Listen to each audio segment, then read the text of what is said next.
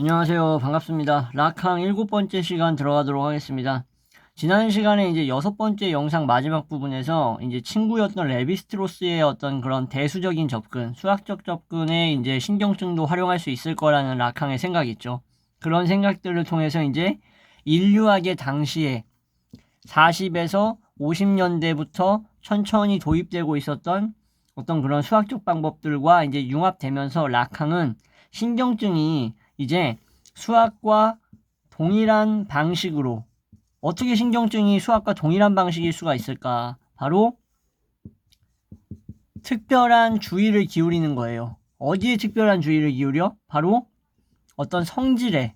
그래가지고 이게 동일한 방식으로 연구할 수 있는 어떤 법칙적인 요소로서 치환시킬 수 있을 것이다. 즉, 일군의 어떤 규칙으로 이루어진 것이다. 라고까지 생각을 이제 뻗쳐나가게 됩니다. 레비스트로스의 영향을 받은 거지. 초기 상황에서 제가 이제 예전 영상에서 말씀드렸던 거, 러셀의 부모, 철학자, 영국 철학자 버트란드 러셀이 부모의 어떤 결혼 방식이 내가 결혼했던 방식과 상당히 유사했다라고 말씀드렸었죠. 이러한 부모의 경우에 세부사항 같은 것들이 한 사람의 인생에서 특정한 일종의 이런 규칙, 법칙들로 어떻게 되는 거예요? 변환돼 가지고 자신의 결혼이라던가 어떤 생활 같은 것들을 뭐 하고 있어요? 만들어내고 있는 거잖아요. 그죠? 이러한 상황들이 바로 초기 상황, 락항이 봤던 초기 상황의 어떤 이러한 것들을 중요한 방식으로서 뭐 하고 있는 거예요? 반복하고 있는 거잖아. 세대를 거듭해서 반복하고 있고 또 변형시켜서 나오고 있다. 왜? 이게 정신적인 요소로서 일종의 내재되어 있는 차원으로서 이제 나타나고 있는 거잖아요. 그죠? 예. 그래서 이러한 변형 과정들에 있어서 이러한 말씀드렸던 이런 어떤 법칙들, 이런 것들은 이제 레비스트로스와 같은 인류학자들이 썼던 방식, 차용했던 것과 동일한 수학적인 형식화, 규칙화가 가능하다라고 생각을 했다라는 겁니다. 그래서 결국에는 무슨 말을 하고 싶은 거냐? 락항과 구조주의 인류학의 이러한 접촉이죠, 일종의 이 과정에서.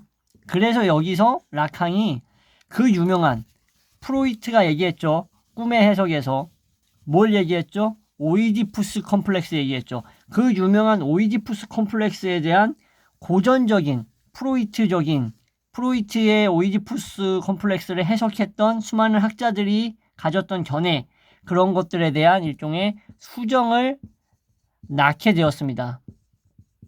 오이디푸스 컴플렉스에 대해서 이런 수정을 낳을 수 있었던 과정이 왜 그랬다고? 레비스트로스나 그 당시 4, 50년대의 어떤 수학적 방법들, 이런 것들, 이런 개수 구조 같은 것들, 대수학 같은 것들이 영향을 줬기 때문이다라는 거를 이제 정리를 해보시면 될 것 같습니다. 자, 인류학자들의 이제 보고에 따르면 이렇게 볼 수가 있어요. 어떤 사회에서는 여러분들 아버지가 두려움이라던가 경외의 대상이죠. 어떤 부족 사회 같은 데가 있다고 칩시다. 아버지는 뭐야? 두려움, 경외의 대상이란 말이야. 그리고 적대의 대상이라기보다도 뭐라고 볼 수 있는 거예요. 뭔가 어떤 아버지가 삼촌 같은 존재일 수가 있는 거잖아. 왜 삼촌 같은 존재? 한마디로 이런 오이디푸스적인 구조 있죠. 구조. 이런 구조는 전형적인 핵가족의 존재를 전제하는 것이 아닌 거예요. 다시 말씀드릴게요. 오이디푸스 컴플렉스에서는 마치 사람들이 이거를 접했을 때 엄마 한 명, 아빠 한 명, 그리고 엄마를 갖기 위해서 아버지를 질투하는 아들내미, 딸내미 한 명, 뭐 이런 식으로 파악을 하잖아요. 그렇게 해서 이제 뭔가 핵가족을 전제로 하는데 그게 아니라는 거야. 그럼 무슨 소리냐? 아내를 부족적으로 제공하는 사람이 누구예요? 그 당시에. 지금은 아니겠지만 외삼촌이잖아. 외삼촌은 누구야? 엄마의, 내 마누라의, 형제라고 할 수 있는 거죠. 어떻게 보면 자매라고 할 수 있고, 응? 뭐 숙모교 같은 경우에는 자매겠지. 이러한 외삼촌, 외숙모의 존재를 통해서 부족이나 씨족 전체가 관계한다라는 거예요. 씨족, 부족 전체. 자, 레비스트로스 인류학적인 냄새가 나긴 하죠. 그죠? 이게 레비스트로스의 입장이에요. 바로 이게. 그래서 사회학자 마르셀 모스도 제가 얘기했었는데, 이 마르셀 모스도 증여론이라는 저서를 썼었죠. 한 세대 혹은 어머니 세대뿐만 아니라 여러 세대 사이에 뭐라고 얘기했어요? 선물 교환, 증여라는 거, 그죠? 증여라는 것은 이러한 영구한 어떤 순환이 이루어지고 있다라는 거잖아. 이러한 순환이 뭘 하고 있다라고 모스가 봤을 때 사회를 구성하고 있다라고 얘기했었죠. 그죠? 그리고 뭐라고 있어? 유지시킨다고. 사회를 구성하고 유지시키는 건 뭐라고? 선물 교환이라고. 이렇게 모스도 얘기했었잖아요. 디르켐의 조카였죠. 자, 선물, 재산, 재화, 뭐 심지어 사람을 주고받는 것들은 뭐예요?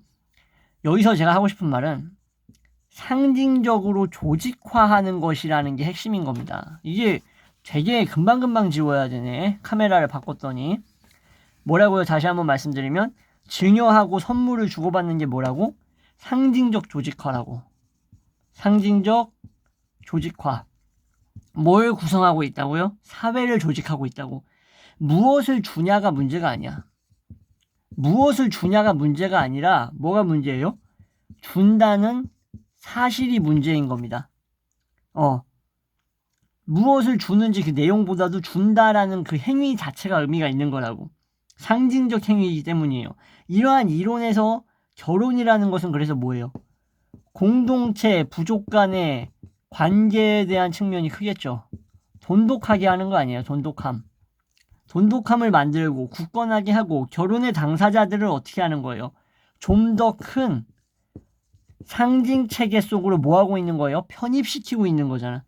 여기 상징 체계 속으로 조직화해서 조직의 행위자로 메이크하고 있는 거, 만든다는 결론이 나올 수 있겠죠. 그래서 결혼 자체라는 것을 사회학자들이 봤을 때, 심리학에서도 그렇고, 그동안 이 당시에 이제 배경, 사회학적 배경으로 보면 공동체하고 뗄래야 뗄 수가 없다라는 거. 오늘날도 여전히 이러한 관점이 유지되고 있죠. 이렇게 해서 남자라는 존재는 라캉이 봤을 때 상징의 일부가 된다라고 봤던 겁니다. 상징적 고리의 일부라는 거야. 따라서 현실에서의 생물학적 아버지 있겠죠? 생물학적인 아버지가 뭐야? 진짜 추잡스럽게 얘기하면은 안에다가 싸서 임신시킨 게 누구예요? 생물학적 아버지잖아. 질내 사정해가지고 임신을 시킨 생물학적 아버지는 뭐예요? 남녀를 조직하는 그 관계. 즉 이게 뭐예요? 상징구조.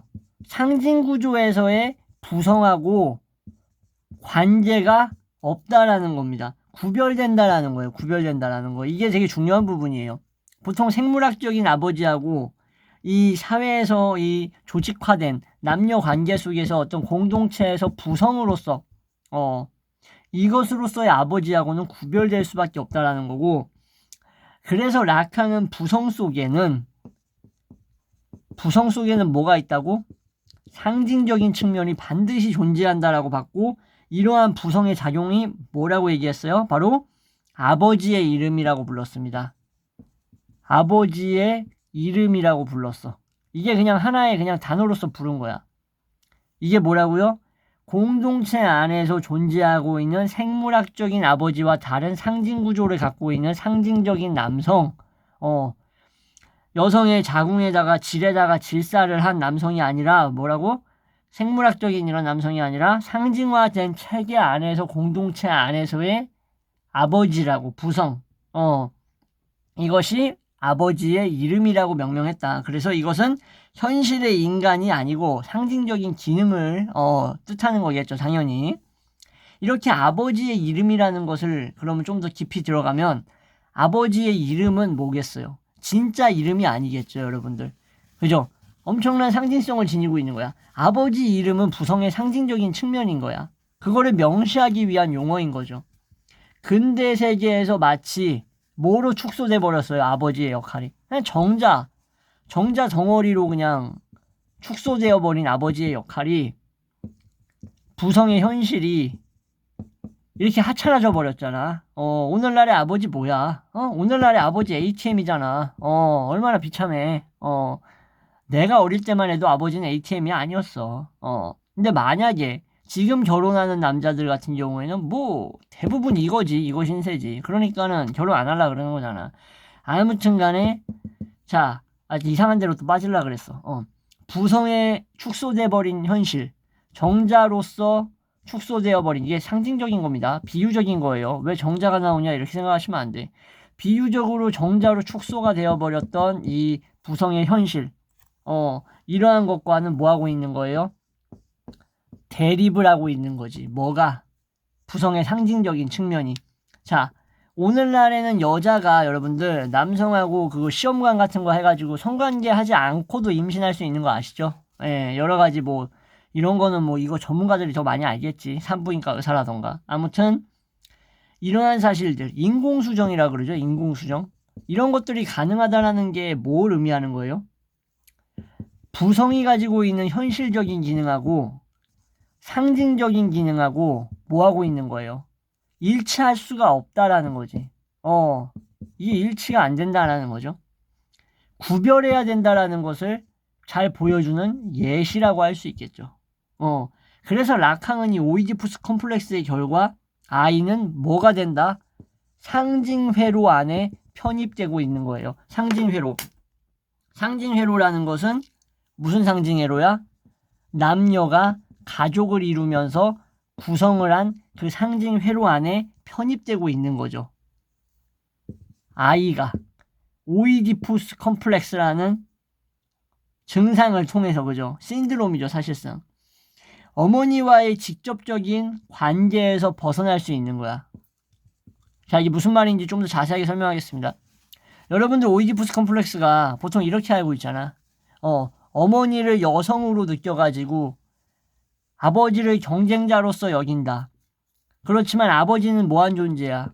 나보다 more 스트롱한 존재잖아. 그래서 어떻게 돼? 내가 계속해서 나의 이 욕망을, 누구를 향한 욕망이야? 어머니를 향한 이 욕망을 들키거나 계속 뭐예요? 지속시켜, 유지시키게 되면 어떻게 되는 거야? 말 그대로 엿대는 거 아니에요. 엿대는 거. 그렇기 때문에 거세 불안이 올라온다라고 얘기하죠. 이 거세 불안 때문에 아버지를 적대시하는 거에서 아버지와 동일시하는 과정 속에서 뭐 하는 거예요? 사회화가 이루어지는 거잖아. 어떤 식으로? 아버지가 가지고 있는 부성적인 역할을 애가 습득해가는 과정. 그게 바로 오이디푸스 컴플렉스의 진행 과정이잖아요. 프로이트가 얘기했던 거, 그죠? 그런데 락항은 이러한 오이디푸스 컴플렉스의 결과 어머니와의 직접적인 관계에서 벗어난다는 거야. 어머니가 욕망하는 나의 욕망의 대상으로서의 어머니라는 이 다이렉트리한 어떤 릴레이션십에서 탈피할 수 있다라는 거야. 이 결과. 왜? 컷의 불안. 내가 진짜 말 그대로 조시 잘려나가면 어떡해. 좆되는 거 아니야, 진짜 말 그대로. 그럴까봐 불안해가지고 그렇게 행동함으로써, 사회화함으로써 결과적으로 과정은 이상했지만 결과는 좋았다라는 식으로 가게 되잖아요. 자, 근데 여기서 재밌는 게, 여기까지는 이제 락항의 프로이트적인 사고방식으로서 원개념을 그대로 유지하려고 하는데, 이러한 관계 있죠? 이런 관계는 이제는 이항적인 것을 넘어서는 거예요. 여러분들 이항적인 게 뭐예요? 해와 달, 그죠? 젊음, 노년, 그죠? 남성, 여성, 삶, 죽음, 이런 것들을 의미하는 겁니다. 자, 이러한 이항적인 것을 넘어서서 어머니하고 아이를 넘어서게 됩니다. 단순히 남자아이와 어머니, 그런 관계를 넘어선다라는 거야.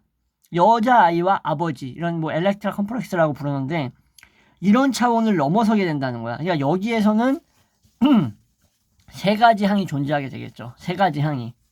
어떤 식의 세 가지 항이 존재해요? 바로 어머니가 있어야 되고, 어머니, 아이가 있어야 돼. 그리고 어머니의 욕망의 대상, 이것을 락항은 남근이라고 부릅니다. 자, 이게 어떤 느낌을 줘요? 프로이트가 얘기했던 엄마, 아빠, 그리고 나, 서로 경쟁자, 엄마를 차지하기 위한 경쟁자로서 아이가 의식하는 것. 이 보편적인 트라이앵글 구도에서 좀 벗어난 세계의 항이라고, 좀 약간 뭔가 응용된 느낌이 들죠. 아버지가 없어졌죠. 대신에 뭐가 생겼어? 어머니의 욕망의 대상이 생겼잖아. 아이는 어머니를 넘어서 엄마가 원하는 것이 되고자 하는 거예요.